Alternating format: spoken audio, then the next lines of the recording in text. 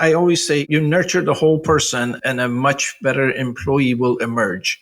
But your reason has to be genuine and authentic. People trusting that I wasn't trying to manipulate them or do something just to get the results, that I really cared about them. That made a difference. When we care about those we lead first as people and second as workers, it has a profound impact on engagement and performance.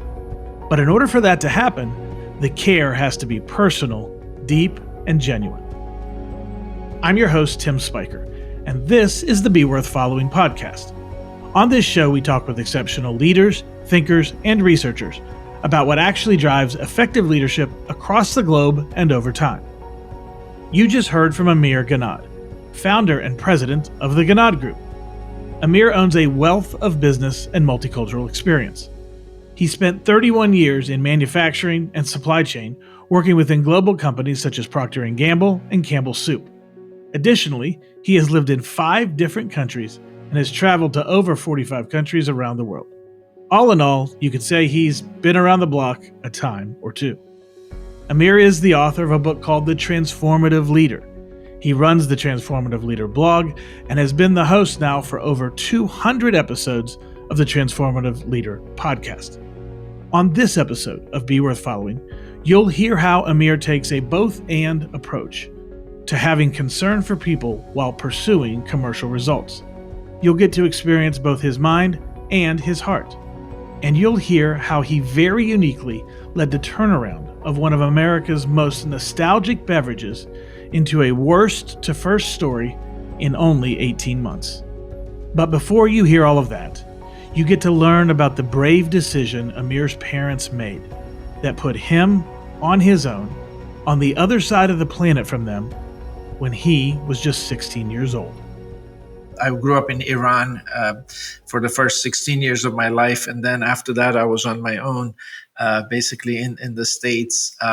And much of sort of who I am was shaped before I went to the States, in that my mother, I would say, I learned a lot from my mom and dad, for sure. My dad, from standpoint of like work ethic and that sort of thing. But my mom was the one who was constantly coaching and teaching and that sort of thing. And one example or one lesson that comes to my mind is just the fact that if you take responsibility for something, act as a responsible person.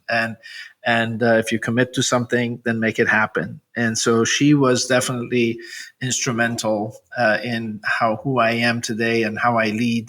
And then I would say that as a combination of some of the really great leaders that I've worked with and some of the people in my organization who were counting on me for leadership. And in some cases, they were teaching me a lot more than I was teaching them. And so that was really, really impactful for me. Let's go back a little bit to 16 years old for a second, because, there was a little phrase you slipped in there that sounds very unique and important, which was, I was on my own.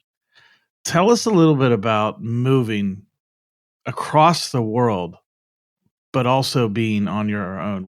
There aren't very many people, depending on the culture of the world you're talking about, but it's not often that the 16-year-old is immediately, on their own. So share a little bit about that so we can understand the picture there. Yeah, so it was 1978 in Iran. There was a lot of unrest just prior to the revolution. And my parents wanted me to continue to get my education without any interruption. So they made a choice, and I was totally very open to it, that I was going to go to the States and just basically visit every year or so until all this stuff blows over. And then I was going to get back home. And so with that intention, I basically left Iran and went to Boston, where I was going to go to a high school. All I had in my pocket was the address to a high school in Boston, Massachusetts. And I'd had a few years of English, but literally zero conversational skills. I couldn't communicate at all. Didn't have a lot of money, didn't know anybody. So I get on the plane and I leave. And as it turned out, I didn't make it back to Iran for 13 years because there was a revolution and there was war and there was mandatory military service and that sort of thing. Anyway, so I didn't make it back for 13 years. So I found myself having grown up, honestly, as a kind of kid who was well loved and protected. I was the oldest grandchild in the family and everybody was always there for me. I found myself being on my own, just having to fend for myself and that sort of thing. But here again, that sense of responsibility kind of kicked in, said, look, you got to make it. You got to make this happen somehow.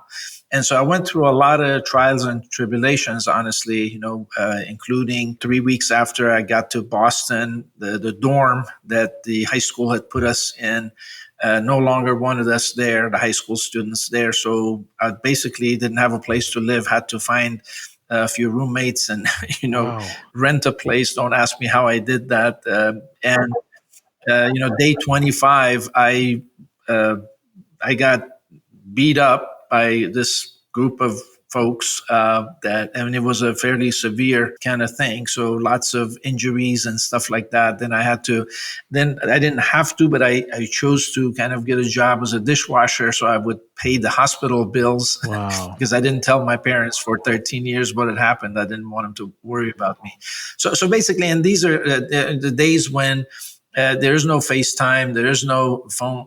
Basically, my only means of communication was writing a letter that would take 2.5 weeks to get there, and that sort of thing. And every 2 weeks, I would take a roll of quarters, $10, to a payphone, and that would buy me 3 minutes with my parents to just basically let them know I'm still alive, everything is okay. Wow. So that's just a little bit of it, the story. That is amazing. I feel like we could probably just take your first number of years in the United States. That sounds like a book to me alone. Just to work through that and then think about the many other things that you've become and accomplished in your career from such a challenging beginning. And now, as a parent, I'm thinking about how could I put my kid on an airplane? I mean, granted, you're talking about a difficult circumstance at the time in your home country, but still, I can feel a pit in my stomach right now, imagining taking, my oldest who's 14 and putting him on an airplane to go to a completely foreign country. Wow. Yeah, and I basically for me there are a couple of messages that I would like to communicate if I could, and that is, as that kid, I want to remind everybody that basically while we can look back at my experiences, and I only gave you the tip of the iceberg, there were a lot of challenges, and people look at me and they're like, "Wow, how the heck did you handle that?" But I want to say that you basically do what you have to do. When you find yourself in that situation, you essentially continue to do what you have to do, and you grow as a result. So, in a way, all of those bad things that happened turned out to be a good thing for me. But I'm the same way as a parent. So the other thing I wanted to say is that I just cannot even imagine doing that. And so that I always say the greatest heroes of my story are my parents, because they had the courage to make whatever sacrifices they needed to make. And monetarily, they supported me for a while, as long as they could, and that sort of thing. But most importantly, just from an emotional perspective, it must have been extremely hard for them. But yet they did it so I would have a better life. That is truly amazing. Well, that better life. Let's talk about as you move forward, you moved into career. You ended up spending a fair amount of time in one of the most well-known brands, consumer brands in the world. Talk us through a little bit of your time there, because you're a leadership advisor and author today, but you haven't always done that. You've been doing other things to gain that background in order to be able to help and support leaders. And you gained a lot of that experience while working for one of the most famous consumer brands in the world. Yeah, I spent about 18 and a half years with Procter & Gamble and ended up working in 3 different regions. started in manufacturing and basically stayed in manufacturing and supply chain type roles. And honestly, Tim, I have to tell you, I have a master's degree in mechanical engineering, but very early on in my career, I discovered that that was not really my passion. So even though I stayed in that career with Procter & Gamble, I was always paying attention to sort of how can I energize people? How can I create a space for people to show up as the most powerful version of themselves? And even before I read a single leadership book, I recognized that I was there to serve the people who were supposed to be working for me, if you will, quote unquote. And so Procter & Gamble gave me an opportunity in, again, 3 different regions of the world, various roles. I was a maintenance manager. I was in kind of a pseudo HR role. I was in operations several times, various levels of the organization and that sort of thing. But I gained a tremendous amount of experience, which really wasn't obvious at the time, like what it was doing for me, because it was a lot of like wax on, wax off, if you will, and and a lot of like going through experiences which at the moment seemed fairly ordinary, but in the end, when I look back at all the experiences that I had, being entrusted with some responsibilities to make things happen, and all the training and development that I received, and all the coaching that I received from some of the greatest leaders that I had,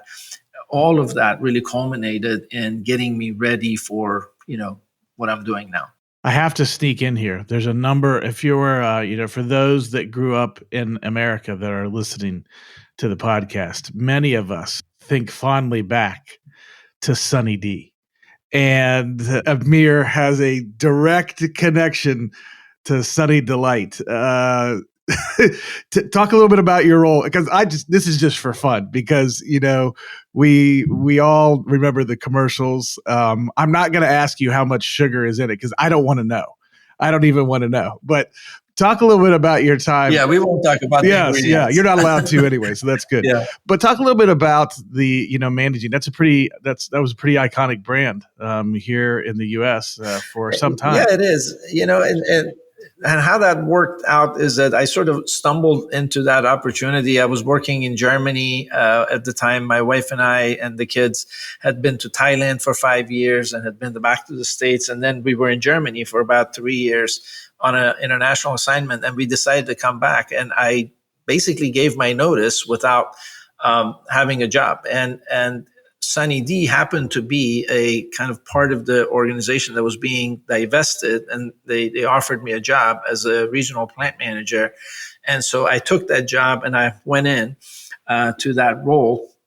And it actually turned out to be one of the most challenging roles that I'd had up to that point. I'd been in my professional career for 19 years, but I found myself in a situation where we were the worst plant in the entire company. The results were horrendous, and morale was even worse, if you will. And everything that I was trying really wasn't working, being a cheerleader and supporting people and training and all of that. So I had to really turn another part of myself on that was really needed in that situation, setting clear direction and being very clear and very firm, and really making sure that the right people are on the bus and the right seat and so on and so forth. And anyway, so we actually managed to turn that plan around from being the worst to the best within a year and a half. And it was like the most amazing experience of my career, not just because we delivered the results, but we managed to really transform ourselves and our lives at work and outside of work. So that team is a team that I have a great connection to even today. Well, let's go a little bit further into this, because I just I knew about the Sunny D connection, and I thought it would be fun to harken back to it. But this is a kind of an amazing story. You're from worst to best in 18 months, and I heard you say, "Look, I had to turn on a different part of myself, an additional part of myself." Perhaps not instead of the other parts, but in addition to, that had to do with clear direction and accountability. So just walk us through that 18 months a little bit, because I'm thinking in a large manufacturing environment, many of us would think you can't have that big of a change in that short period of time. How did it come together for you and the team to make that kind of a shift in such a short period of time? Yeah, so just to sort of clarify my comment around what I had to turn on, for those who are familiar with the DISC model, and I use DISC a lot in my practice, I'm an SI, so I like to kind of create a steady situation and calm situation, and I like to encourage people, kind of more of the I.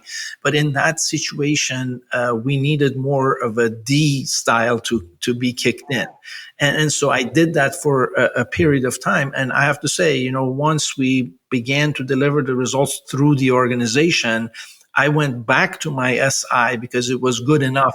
That's the best version of me, but I had to sort of make sure that, I'm not kind of, he who's good with the hammer sees everything as a nail. And I fell into that for a while. But we were really blessed with a tremendous amount of talent. But unfortunately, the people in the organization had kind of been conditioned to do what they were told.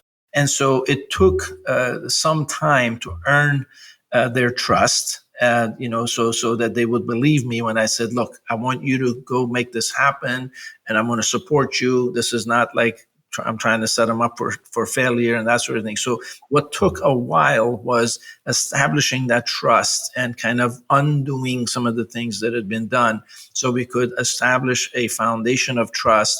There was a tremendous amount of coaching and training that was going on at all levels of the organization. And I really couldn't afford at the time. I didn't have a whole lot of support to go out and get external resources and that sort of thing. So it was just me. In some cases, my wife got involved as well. We would go into the plant and provide training on personal finance, about how to eat healthy and take care of yourself. So she was the only consultant I could afford because she was free, and she and I essentially set out to make a difference in people's lives. And when we did that, somebody told me years later, they said, "Look, when you were doing all of those things, I was, doing marriage counseling, like literally, with my employees. I mean, I have no training in that at all. I was faking it totally, but it was working. People's marriages were restored." And somebody told me, they said years later, they said, "When you were doing all of that stuff, we were thinking, what the heck is this guy up to? What does he have up his sleeve?" And at some point, they said, "Well, maybe he actually cares." And I found that when people really know that you care about them, they tend to forgive you for your mistakes and make up for your weaknesses. And that's exactly what happened. I don't claim to be the sharpest tool in the shed as far as plant managers are concerned, but I was really blessed to have a very supportive team. This is extraordinary. We're talking about Procter and Gamble. We're talking about Sunny Delight. We're talking about well-known consumer brands in the manufacturing space. And you are talking about personal finance, nutrition, and marriages in terms of a way that you are investing in the people that you're leading and how that impacted the whole of your relationship with them and the whole of their engagement in the enterprise, in the business enterprise. What a unique approach to coming at the whole person and not just, the full-time equivalent that shows up to work. That's did you feel like you were taking a risk walking into those spaces, or were you like, "Hey, this just has to happen"? What was your mentality?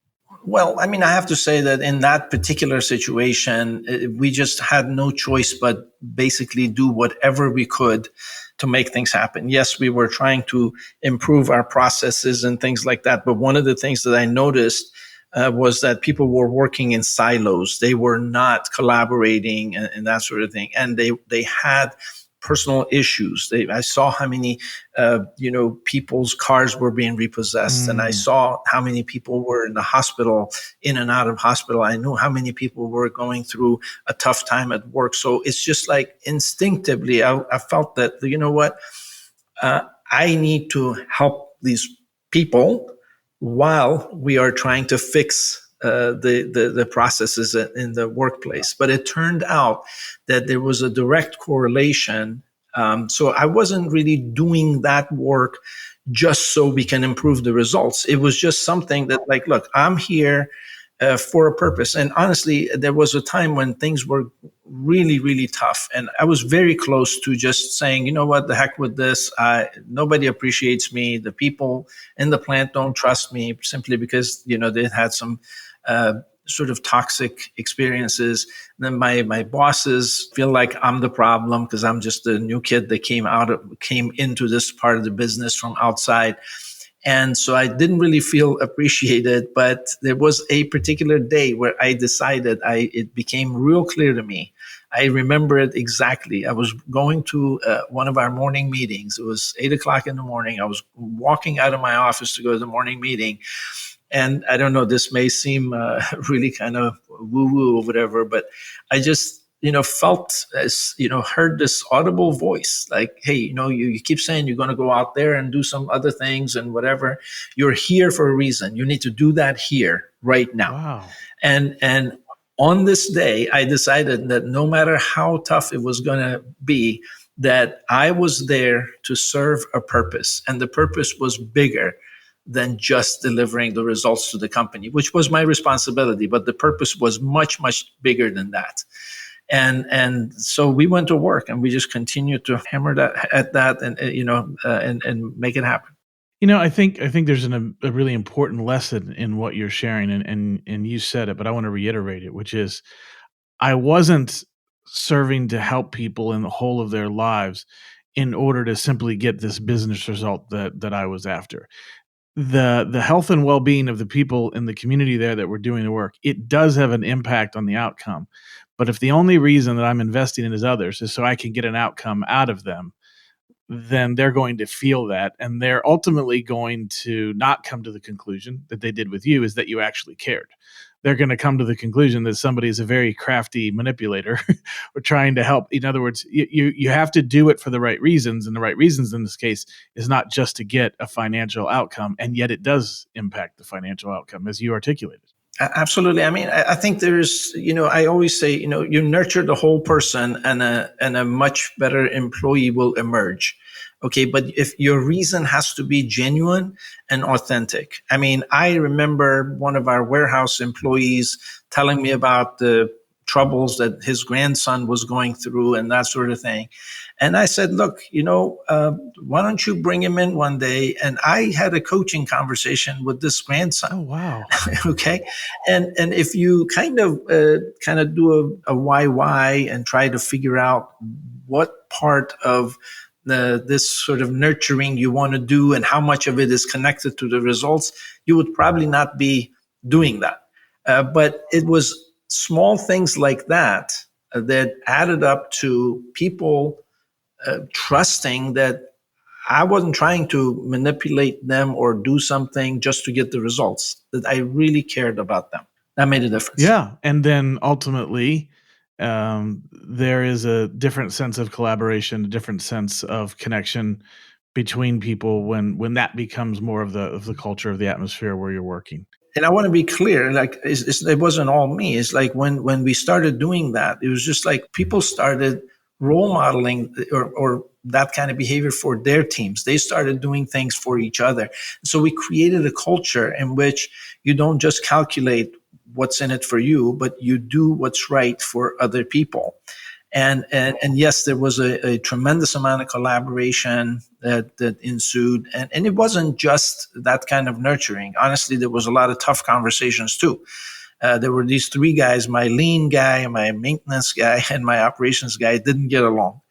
And it wasn't obvious to the naked eye, honestly, but I have this sort of off the charts empathy, and I can get into people's world. I could read like what the heck was going on. So I coached these guys for months. And finally, I mean, I had to go and put them in a room. And I said, look, bring your lunch because we're not getting out of here until we get to the bottom of this. And lo and behold, we got to the bottom of what was going on between these guys.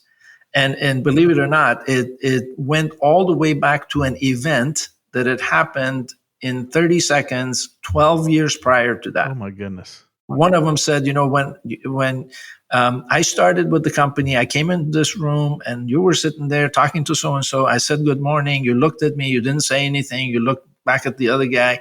And right then and there, I knew you were threatened by me.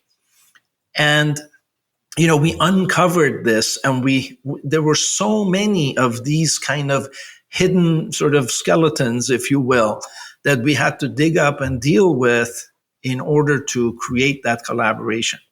It astounds me. It shouldn't at this point, but every time I hear stories like these, I think about, like, I like business strategy. Business strategy is fun. However, the greatest business in the strategy cannot overcome broken relationships. It never works when people aren't speaking to one another, or aren't being, forthcoming with one another, aren't collaborating well. The best strategy in the world doesn't get executed. And it's, we need both. Obviously, we need both healthy relationships and great strategy. But I think about how many times do we go to pull on the strategy lever when we should instead be investing, just as you described, and hey, let's get to the bottom of why three important leaders in this business are not getting along, and bring your lunch, because we're gonna figure it out. I love that you were willing to go there instead of just trying to make another turn on the spreadsheet. Yeah, I think it's important to address the bottleneck. In our case, the bottleneck was not absence of skills or talent. The bottleneck was that 1 + 1 was 0.5 instead of 1 + 1 being 3. We were taking away from each other's greatness as opposed to adding. And honestly, most of the businesses that I work with today are not lacking, technical expertise, functional expertise. What they're lacking is leadership. And I don't mean just leadership from the top. I'm talking about at every level of the organization. Enough leadership to say, you know what, it is incumbent upon me to work collaboratively and work through conflict in a healthy way, and things like that. And so that is sort of my sweet spot, if you will, when I work with organizations, is to say, look, let's strengthen that, and you'll be amazed what it does for you, because you get people to work together and produce excellent results. So you're at Procter and Gamble, but at some point you make a transition. You decide that you're going to make the leap, go and do work in the leadership development space. You wrote a book. Talk to us a little bit about making that decision to make that transition to be somebody whose full-time focus is on leadership development with people and organizations. Yeah, pretty much by the time I was nearing the end of my work at Sunny D, I was very, very clear. The whole time I had been doing for like 28 years or so, I had been, even though I was in a manufacturing and supply chain career and that sort of thing, I was always doing it from an angle of empowering people, creating the right space, and that sort of thing. And I was always writing these notes and things like that. So right around that time, I wanted to always do something on my own. But one of my friends from the old Procter and Gamble, kind of one of the roles that I had in the past, one of my colleagues called me from Campbell Soup, and they wanted to offer me a job at Campbell's, which I turned down because it was like a plant manager job. And I said, look, I want to do this kind of thing. So then once they found out I wanted to do that work, they made me an offer I couldn't refuse. So I went and actually did that work that I wanted to do for Campbell Soup for 4 years. Oh, wow. Across multiple plants. So in a way, I was a consultant who was getting a paycheck. And so I got to really practice this idea of getting into people's world and connecting with them, seeing what's missing, bringing whatever they needed to supplement their work. And so right around 2015, this is where we began to sort of make the transition. My daughter had it with me talking about this book that I was going to publish one day. And so she sort of, told me that we're going to go ahead and publish this book. And if you got some other stuff, we'll put it in the next book. And so she took over the project, gave me some writing assignments and all of this, designed the cover, got her brother involved in doing the editing and all of this. And we basically published The Transformative Leader in 2015. And by that time, I had been also speaking on vacation days and things like that, speaking around the world about some of the victories we had, at Sunny D and other things. And so the book actually has sold now in over 30 countries. And shortly after that, a few months after that, my daughter started talking to me about leaving my corporate career and starting a business together. And so in 2016, she and I started the Ghannad Group. And then later on, my son joined and my wife joined as well. So for the last 7 years or so. Now is your wife still working for free, or does she get a paid? Do we get her paid now, right? She actually gets a paycheck. Yeah, a big one. That's great. That's great. Exactly. So we started out with some public speaking, but then that led to doing some workshops and a bit of consulting, some coaching, and so we offer a variety of services, but they're all aimed at guiding leaders in the process of creating extraordinary cultures that deliver breakthrough results and unprecedented fulfillment. So we're a guide. We're not coming in to say, everybody step aside. We have a standard process. We kind of go in and connect with people to see what's working and what we can bring to help them accelerate their progress. Well, I'm glad that you brought up the Transformative Leader, your book, because I wanted to talk to you about it. And there's one thing in particular I want to spend a little time on, because you make a statement in the book that is one of the most favorite things that I've ever heard you say, in quote fingers there, as I'm reading the book. But between you and I getting to visit personally, and then with regard to the book and other podcasts you've been on, you talk about the fact that you've never had a commitment that you've broken. And you mean that statement a little bit differently than people might think at first when you hear it. But I'd love for you to unpack that idea a little bit, because I think it's really true and profound and important idea for us to think about. So talk to us a little bit about this idea of never breaking commitments. Sure. And so let me just put it this way. When I'm in my events, I ask the audience often, how many of them meet 100% of their commitments? And literally no hands go up. And so then I raise my hand and I say, you know what? I meet 100% of my commitments. And people look at me a little funny, like, oh, this guy is like really arrogant. He thinks he's perfect, that sort of thing. But then I tell him the story. I say, you know what? I have an exercise program that I'm 100% committed to. And if the weather's nice and I get enough sleep and I feel like it in the morning, I'm on it. I'm doing it. And then they're kind of looking at me a bit puzzled. And I said, well, but what you don't get is, even on those days when I snooze the clock 7 times and don't exercise, I'm still meeting 100% of my commitments. And so they're a little bit puzzled, right? And I say, you know what? Because the kind of commitment I'm talking about is what you are truly committed to. And in my case, I'm 100% committed to being lazy, right? And so even though I say to other people that I'm 100% committed to my exercise program, that's not 100% commitment. That's a partial commitment. That's a conditional commitment. And I will do it if this happens, that happens. But there are things in life that we are 100% committed to. And we all, not just me, but every person in the audience, every one of us meets 100% of those commitments that we truly are committed to. Not the ones that we keep telling other people we're committed to, because some of those we are committed to, but some of them we just say it. And if the conditions are right, we'll deliver. If not, we'll provide an excuse, right?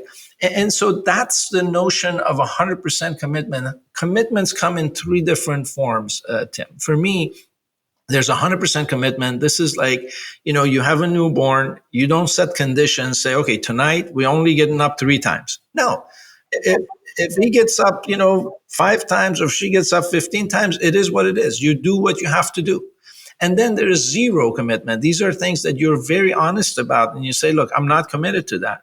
But then in the middle here, there's something called a 50-50 commitment. These are commitments that we pretend to be 100% committed to, but we have all kinds of conditions. I am 100% committed to this project team if all of these other people do everything that they said they would do. If my boss gives me all the resources that I want, and if they say yes to everything that I ask for. No, that's not 100% commitment, because that's not reality. So this is why I would say, not just me, but we all meet 100% of our true commitments. Yeah. It's a fascinating idea to be able to say, what if I ignored everything that I said and just looked at what I did? And if we want to define what I'm committed to, we'll look at that in terms of action and take responsibility for it in that way. And then hopefully come around and ask ourselves some hard questions about, well, what could I be 100% committed to that I'm actually only 50-50? If I were going to flip a switch and say, I'm going to approach this differently now. And you're reminding me as you unpack that story, it's making me think of Jocko Willick's extreme ownership in a sense to say, okay, you know what? Even if I don't get all the resources that I want, all the capex that I want, even if I don't get all these conditions, I am going to do everything I can to make this happen. In the business example of what Jocko talks about. So I think it's a profound mentality because ultimately it takes away all the excuses. It says I can't blame anything on anybody else. I can't say that it's somebody else's fault. I'm saying that I'm going to try to figure this out no matter what. And it seems very powerful to me in that way. Yeah. And the power of it, I want to just underscore the fact that this is not for somebody else. It helps you be the most powerful version of yourself. Because honestly, I'm not saying I don't have 50-50 commitments in my life. I have plenty of them. But what they do to us is that, when we pretend to be 100% committed, but then we give ourselves and other people excuses that are external to ourselves, then we take on this victim identity. We continue to enforce that, hey, you know what? I'm still 100% committed, but if it wasn't for these knuckleheads, if it was for this, if it wasn't for that, and over time, we begin to feel like a victim to our circumstances, when in fact, we could make choices. At any given point in time, we could say, no, I'm no longer committed and I'm willing to accept the consequences, or I continue to be committed and I'm going to take on a different strategy. Yeah. Yeah. But this 50-50 thing makes a victim out of us. So good and so important for us all to think about. Well, your work takes you all over the world. And what that gives us today as we're visiting is a chance to see the broader world through your eyes. You're knee to knee, eyeball to eyeball with leaders on a regular basis. What are some of the things that you are seeing out there in the marketplace with a variety of different industries and cultures and organizations? What kinds of things are you seeing around leadership and culture development that really have your attention and passion these days? Yeah. So what I've really kind of concluded out of all the clients that we serve and the different interactions that I have is that the problems that we solve fall into three categories, Tim, and they make a huge difference. And I always tell people that it's not rocket science. Don't be going and looking for the latest research on this and that and the other. Yes, there's value in research, but it just really comes down to three things.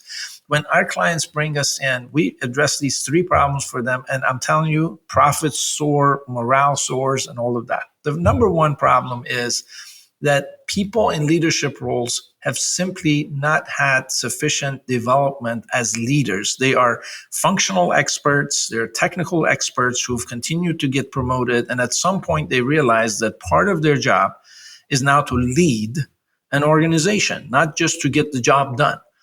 And so one of the things that we do is basically we work with leaders at various levels of the organization to help them develop those leadership skills, not just pick up tools and skills, but recognize who they need to be and how they need to show up and how they need to put those tools to work. So that's number one, leaders versus sort of functional experts. We help functional experts become leaders. The second problem that we run into often is that people are not collaborating and they're working in silos, and therefore there's no synergy.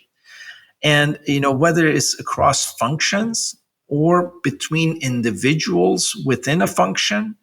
And what I found often is that, when I ask a question, I say, so is the direction clear? people's first answer is, oh, yeah, we have a vision, we have a mission, this and that. But then when we dig a little bit deeper, we find out that they are truly not focused on a unifying vision. So one of the things that we do to address this is, among other things around developing leadership skills and collaboration skills between people, is to get real clear what the direction is, what's in it for everybody, how it unifies people, and how we need to communicate it in such a way that truly unites people. So that's number 2, collaboration versus silos.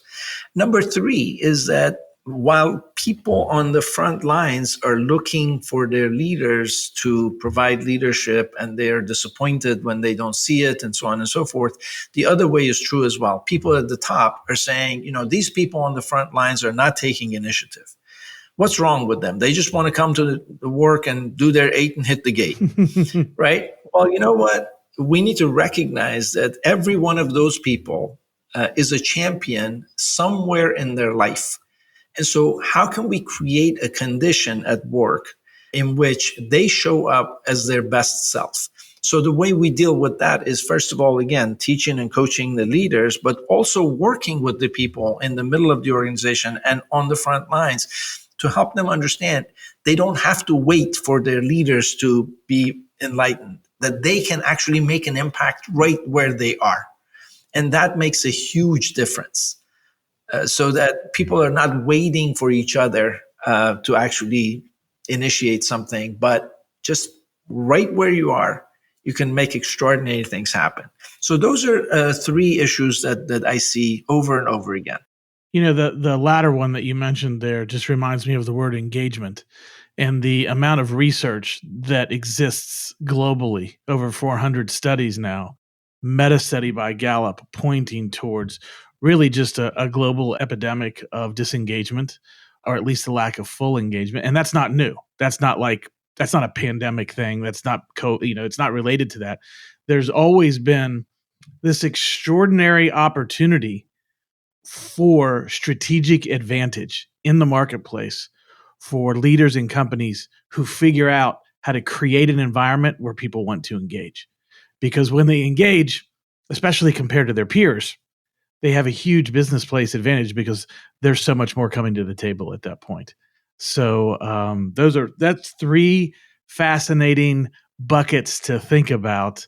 And I so appreciate what you said at the beginning. It's not as if research is not important and helpful, but probably we have this conversation a decade or 2 from now. It's probably going to be the same 3 buckets in all likelihood. Yeah. I mean, yes, research is important. We need to really understand what the latest technology is and so on and so forth, or what insights we can gain. But bottom line is, it's like, okay, if you've been researching what is the best gym you can join for the last 6 months, and you're not even doing a couple of push-ups and sit-ups, I'm going to say, listen, it's good to continue to look for a really amazing gym, but do whatever you can right now with what you have. And there's a lot that people can do by just going back to the basics and treating people like human beings and creating an environment in which people want to bring their best. We could just, everybody pause, just hear that, let it soak in for a second. Dr. Benjamin Hardy writes a lot about the power of environment. And I hear that coming through in what you're saying. He has a book called Willpower Doesn't Work. And, there's the old story, if I'm going to be healthy, but I fill my pantry with Twinkies, it's going to be a tough going. And so this idea that we as leaders, are we creating the environments that are inviting people to engage? Are we creating spaces where people will want to engage? Or are we just trying to leverage FTEs for some unit of production? And the fact of the matter is, when we look in the mirror, none of us wants our leaders to purely treat us as an FTE that's creating a unit of production. We want them to engage with us and see us as more than that. And so we as leaders have that same responsibility to the people that we're influencing. And how do we create those cultures that invite people to engage? So it's really, really good, important ideas for us to think about.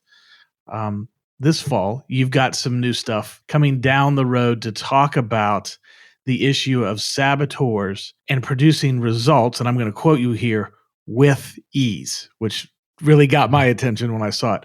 So talk a little bit about what's coming here in a number of months from the Ghannad Group. Yeah. So this really goes back to the initial stages of when we were doing the work at Sunny D. I was doing all kinds of training and coaching and that sort of thing. And then later on, it turned into a training program that we were rolling out across the entire company. And then I've kind of built on this, and we have actually created a couple of signature workshops that we do with organizations as a foundational work. So the first one is discover the transformative leader within. I believe that there are these 7 hidden saboteurs of success and fulfillment that if we master, if we identify them and we develop the habits that we teach, then we show up as the best version of ourselves. And so that's kind of conquering the 7 hidden saboteurs. The second course has to do with culture transformation.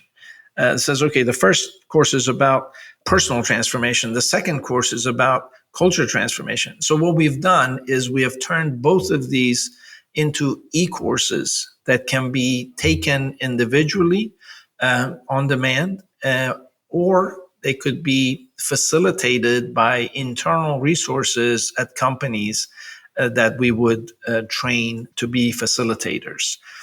So that's what we're excited about. Is something that will help us continue to expand the influence of this work that we've seen a lot of great benefit out of. Yeah, it's amazing because I think, you and I are both old enough to remember a world where just getting something out to the internet and offering to people wasn't a possibility. Some of our listeners may be like, what world was that? Well, there was a world. There was one where you couldn't just post something, and the opportunity now to take things that were previously really just private and executive suites for people who were coming with very large checks. The idea that some of those ideas and some of that content can now be brought to a broader population at a lower price point because of the power of technology. It's really amazing. It's not easy, I will say, to convert those conversations into something online. But what a wonderful work that you're taking on to get that, so that more people can have access to the advice you're able to provide other leaders and organizations. Thank you so much. I think it's important to learn about leadership. I think it's important to continue to be a student of leadership, but it's really, really urgent, if you will, to actually be a leader right where you are. Don't wait for that degree to be finished. Don't wait for that training class to be finished. Begin practicing some habits. And one of the ways that you can think about it is, how would I want to be treated? And I'm a big fan of treating other people the way they want to be treated, not the way I want to be treated. I get that it's important to listen, for how people, what kind of style of communication they prefer and that sort of thing, and tailor our communication to them. But there are some fundamental things like, do I feel like I'm valued? Am I growing? Am I learning something? Am I trusted? Am I part of something big in my life, in this particular company that actually contributes to other people and contributes to me? Those are basic needs that we all have. So we all sort of possess this internal compass that could point us in the direction of something we can do for others. Because it's exactly the same kinds of things that we want. People want to be respected. People want information. People don't want to be kept in the dark. People want to be trusted. People want to be given some responsibilities. And so I'd say, like right now, begin to practice some of those things, right? While you're researching and learning and doing all of that. So do it now. Could you not just feel the winsome wisdom coming off of Amir Ghannad? I have had the opportunity to interact with Amir on a number of occasions now, and every time I step away from the dialogue, I feel like this is a person I want to be around. This is somebody who knows a lot, but also shows up with such humility. It's just so inviting to want to be around a leader of his caliber. And I'm so thankful that he joined us for the episode. A couple of things to emphasize here as we wrap up. He talked about people being in leadership roles, but us not developing them to be leaders. This idea that look, a functional expert doesn't necessarily make a great leader. They might, but what are we doing to get them ready? What are we doing? And many organizations have this issue. Many organizations don't think about leadership development until they start placing people in leadership roles. And I know that sounds ridiculous, but how many of us have been in organizations where somebody gets promoted and then we begin the leadership development process? Why not be intentional before that person has other people in their charge? It would be wise. It's not hard to see around that corner. We know that people are going to be promoted into leadership roles. Why don't we go ahead and begin that process before they get promoted? Just a simple common sense idea.